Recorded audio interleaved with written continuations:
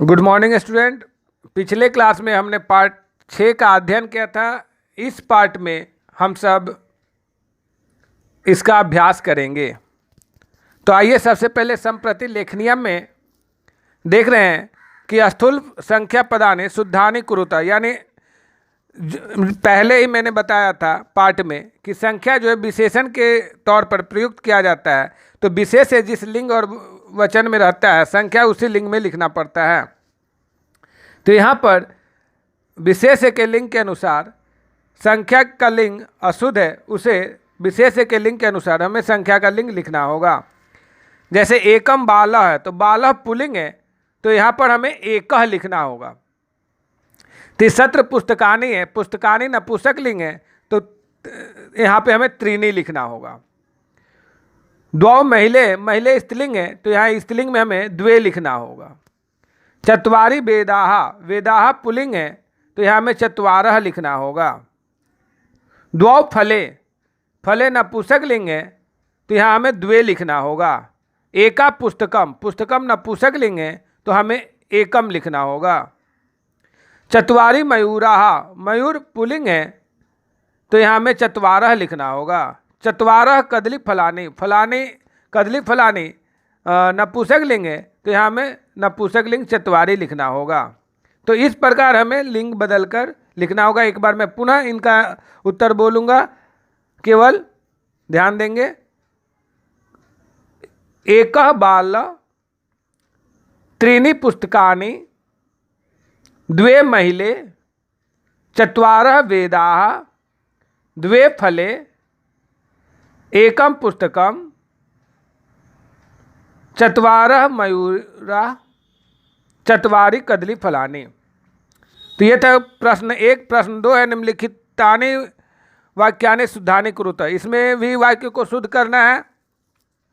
यहाँ भी आपका संख्या में अशुद्धि है, और मैं पुनः बता दूं कि संख्या विशेषण के लिए प्रयोग किया जाता है, तो विशेष से जिस लिंग में होगा हमें संख्या उसी लिंग में लिखना होगा। तो एकः पुष्पम वृक्षे अस्ति, पुष्पम वर्ड नपुंसक लिंग है, तो यहाँ पर हमें नपुंसक लिंग लिखना होगा एकम, और पूरे वाक्य इस प्रकार लिखेंगे, एकम पुष्पम वृक्षे अस्ति।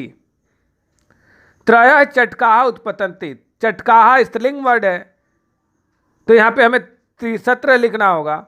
त्रिसत्र चटकाः उत्पतन्ति। अस्मिन् गृहे चत्वारि सदस्याः वसन्ति, सदस्य पुल्लिंग वर्ड है, तो हमें चत्वारः लिखना होगा, और लिखेंगे वाक्य अस्मिन् गृहे चत्वारः सदस्याः वसन्ति। चौथा में उद्याने चत्रस्त्र बालकाः क्रीडन्ति, यहाँ बालकाः पुल्लिंग शब्द है, तो यहाँ पे चत्वारः लिखना होगा, और लिखेंगे उद्याने चत्वारः बालकाः क्रीडन्ति। अंत में द्वे बालकौ आपनम गच्छत, बालकौ पुल्लिंग शब्द है, तो उसके लिए द्वौ होगा, और लिखेंगे द्वौ बालकौ आपनम गच्छतः। तो ये था हमारा संख्या में अशुद्धि। एक बार मैं केवल उत्तर बोलूँगा। एकम पुष्पम वृक्षे अस्ति, तिसत्र चटकाः उत्पतन्ति, अस्मिन् गृहे चत्वारः सदस्याः वसन्ति, उद्याने चत्वारः बालकाः क्रीडन्ति, द्वे बालकौ आपनम गच्छतः। अब हम भाषा अध्ययनम करेंगे। भाषा अध्ययनम में आप देख रहे हैं कि यहाँ पर विशेष और आधारे शुद्ध संख्या पदानाम प्रयोगम कुरुत करके हेडिंग दिया है, यानी विशेष के आधार पर शुद्ध संख्यावाचक शब्दों का प्रयोग करके वाक्य को पूरा करना है। और यहाँ पर अंक लिखा हुआ है नंबर में, हमें उसके संस्कृत में लिखना होगा। तो आप देख रहे होंगे कि मैंने गोल घेरा में सही उत्तर को लिखा है।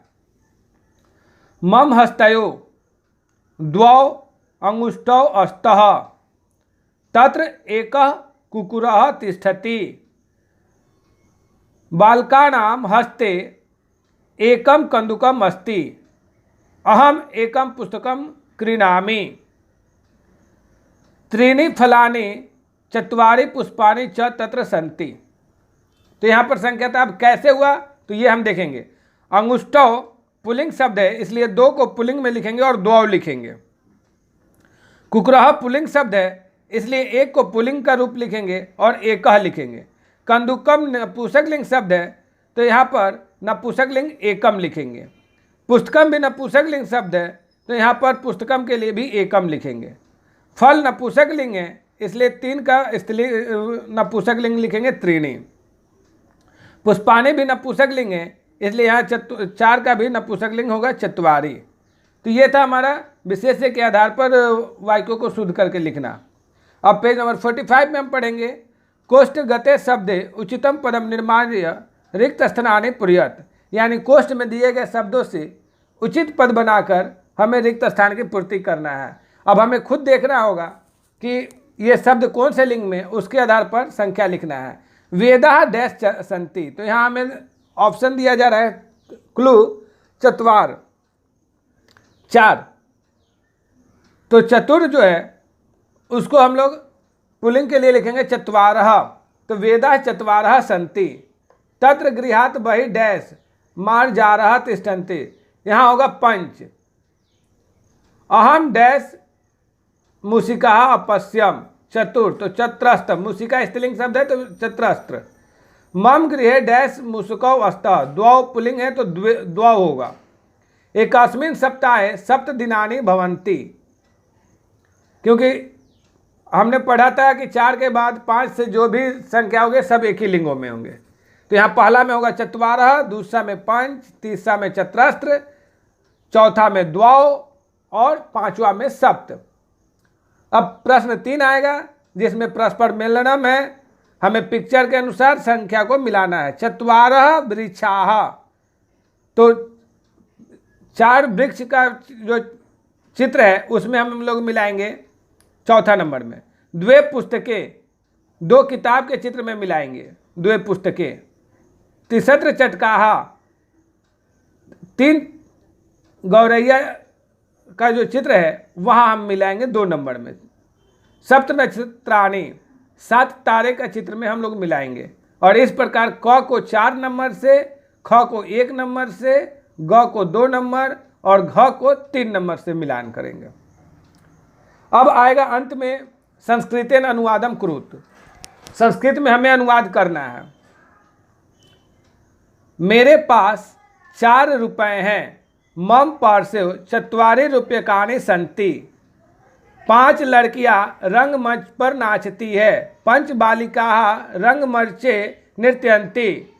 4 बालक माता के पास गए, 4 बालकाः मातुः समीपम अगच्छन्। 9 दिनों तक तुम यहाँ रहे, 9 दिनानि त्वम अत्र अतिष्ठ। हाथ में 5 अंगुलियां होती है, हस्ते 5 अंगुलियां भवन्ति। तो ये था अनुवाद संस्कृत में। अब इसे आप सब अपने अपने उत्तर पुस्तिका में लिखेंगे और याद करेंगे। धन्यवाद।